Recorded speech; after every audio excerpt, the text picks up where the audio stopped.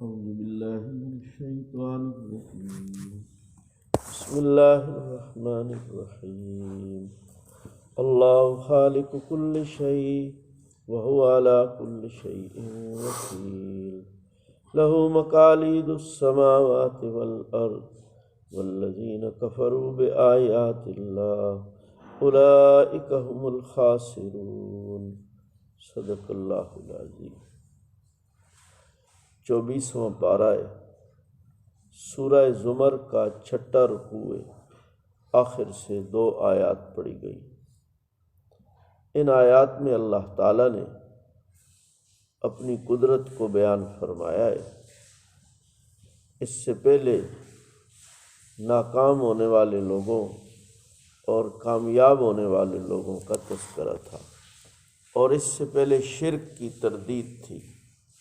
اب رکوع کے آخر میں اللہ تعالیٰ نے اپنی قدرت کو بیان فرمایا ہے کہ رب تعالیٰ جب تمام قدرتوں کا مالک ہے، ہر چیز کا پیدا کرنے والا ہے، ہر کام کو چلانے والا ہے، اسی کے قبضہ قدرت میں تمام چیزوں کی چابیاں ہیں، تو پھر اسے چھوڑ کے در بدر ٹکرے مارنا پھرنا، یہ کس طرح انسان کو زیبا ہے۔ اللہ تعالیٰ نے انسان کو سمجھ دے رکھی ہے کہ وہ اپنے پروردگار کو پہچان سکتا ہے۔ اس کی قدرت کے ذریعے اللہ تعالیٰ نے اپنی پہچان اپنی قدرت کے ذریعے کرائی ہے۔ اس کائنات کا نظام، انسان کی اپنی تخلیق اور پھر کائنات کے نظام کو چلانا، یہ ساری چیزیں اس بات کی گواہی دے رہی ہیں کہ اس نظام کو کوئی چلانے والا ہے، اور چلانے والا بھی ایک ہی ہے۔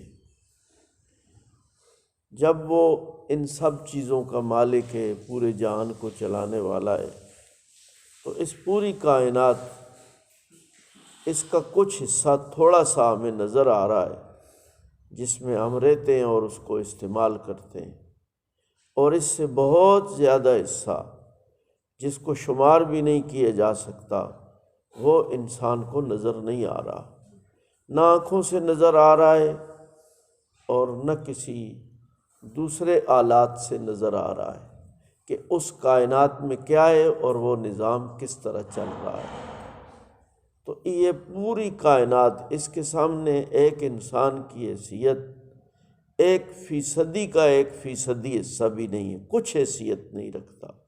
تو جب پوری کائنات کو چلانے والا وہ خالق اور مالک ہے، لہو مقالید السماوات والارض، اسی کے پاس زمین و آسمان کی سب چابیاں ہیں، تو پھر ایک انسان کی ضرورت کیا وہ پوری نہیں کر سکتا؟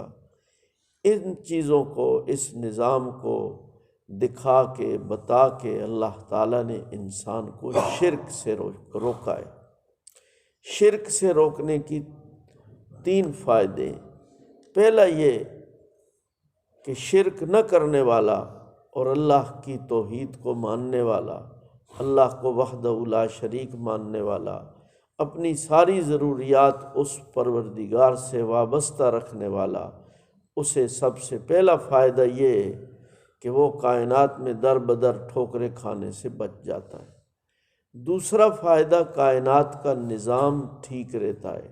شرک ایسی بری چیز ہے کہ شرک کی وجہ سے کائنات کا نظام بھی تباہ اور برباد ہو جاتا ہے۔ اور تیسرا فائدہ، اللہ تعالیٰ کو ایک ماننے والا، رب کی توحید پہ یقین و ایمان رکھنے والا، اس کی دنیا آخرت اللہ تعالیٰ بہتر فرما دیتے ہیں۔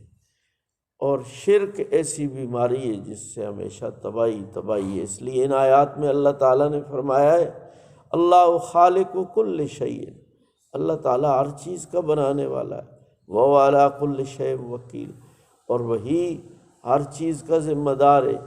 وکیل کا معنی ذمہ دار بھی ہے، بندوبست کرنے والا بھی ہے، کام بنانے والا بھی ہے۔ یہ ساری قدرتیں اللہ تعالیٰ کے پاس ہیں۔ دوسری آیت میں اللہ تعالیٰ نے فرمایا لہو مقالید السماوات والارض، اسی کے پاس زمین و آسمان کی چابیاں ہیں۔ چابی کا مطلب یہ ہے کہ اس کا حکم ہوتا ہے تو کوئی بات ہوتی ہے، اس کا حکم نہیں ہوتا تو کوئی بھی بات نہیں ہوتی۔ یہ ساری چیزیں ہمیں سکون اور اطمینان کی دعوت دے رہی ہیں۔ شرک انتشار اور پریشانی کا سبب ہے۔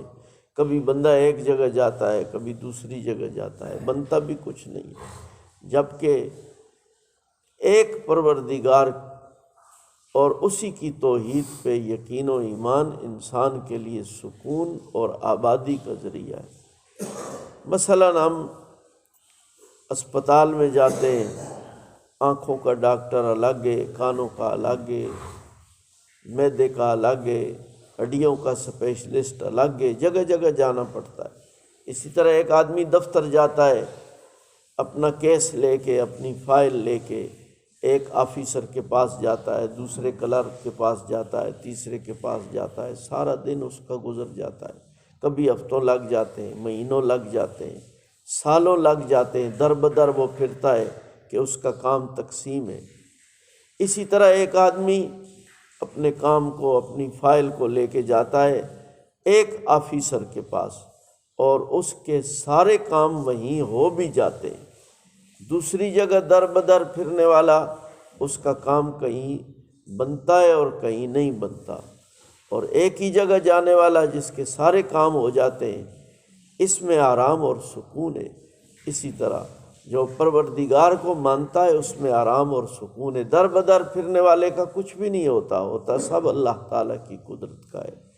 اس لیے دین کی، اسلام کی دعوت، خانقاہ کی دعوت، ذکر کا مقصد بھی یہ ہے کہ ہم سب سے کٹ کے ایک پروردگار کے ساتھ جڑ جائیں۔ جو بندہ روزانہ 200 بار، 400 بار لا الہ الا اللہ، لا الہ الا اللہ پڑھتا ہے تو اس کا مقصد یہی ہے کہ وہ سب سے کٹ کے ایک سے جڑ جائے۔ اللہ تعالی ہمیں اپنی وحدانیت پر یقین اور ایمان کی توفیق نصیب فرمائے۔ بسم اللہ الرحمن الرحیم۔ اللہ خالق کل شیء، اللہ تعالی خالق ہے، پیدا کرنے والا ہے ہر چیز کا۔ وہو علی کل شیء، اور وہی ہے ہر چیز کا وکیل، ذمہ دار۔ لہو، اسی کے قبضہ قدرت میں مقالید السماوات والارض، آسمانوں اور زمین کی چابیاں۔ والذین کفروا، اور وہ لوگ جو انکار کرتے ہیں بے آیات اللہ، اللہ کی نشانیوں کا۔ اولئک، یہی لوگ ہیں، ہم الخاسرون، یہی ہیں نقصان اٹھانے والے۔ اللہ تعالیٰ ہمیں نقصان اٹھانے والوں میں سے نہ کرے، اور اپنی توحید اور اپنی ذات کے ساتھ جڑے رہنے والوں میں شمار فرمائے۔ الحمدللہ، والصلاۃ والسلام علی رسول اللہ۔ اللہم آنس نفسنا